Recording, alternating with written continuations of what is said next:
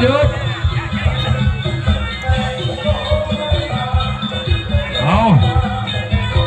ได้โอ้ยโดนสอบคืนเหมือนกันมาอย่าขัดขาอย่าขัดขาเอา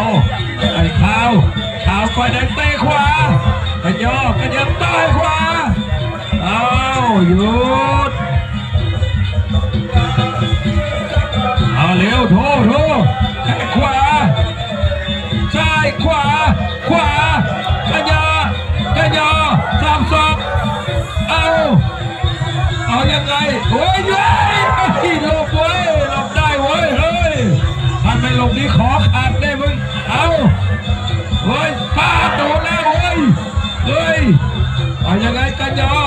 โดนมัดไอ้ขาวมาดึงมัดแล้วเอาแล้วโอ้ยระวังหัวนะ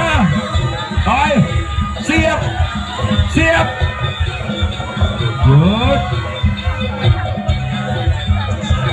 ขอบยกไม่มีคะแนนนะครับสามเลยระวังใครจะบอกแหวว่าไอ้ขยอยังแหวอยู่เฮ้ยยังแหวเฮ้ยปาบเฮ้ยเลยอยู่ไหวไหมไม่ไหวโดนมาอีกแล้วว้ายโว้ยพอละหาว่าแล้วมันก็แหว